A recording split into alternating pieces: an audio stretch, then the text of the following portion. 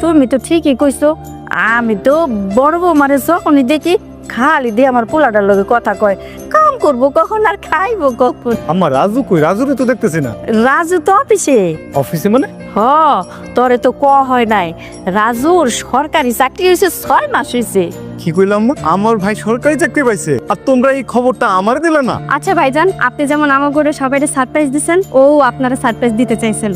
ভাইজান, আপনারা না আইফোন আনতে কইছিলাম, আপনি কি ভুলে গেছেন?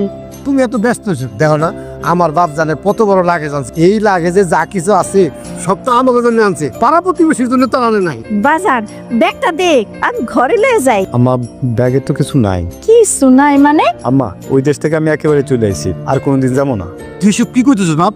হব, আমার একটা বড় রোগ হয়েছে। বিদেশের কোম্পানি আমারে ওইখান থেকে একেবারে পাঠিয়ে দিছে। বিমানের টিকিটটা ধরা দিয়ে কইলো তুমি যাও। আমি চলে আইছি। তার মানে তুই আর কোনোদিন বিদেশ যাইতে পারবি না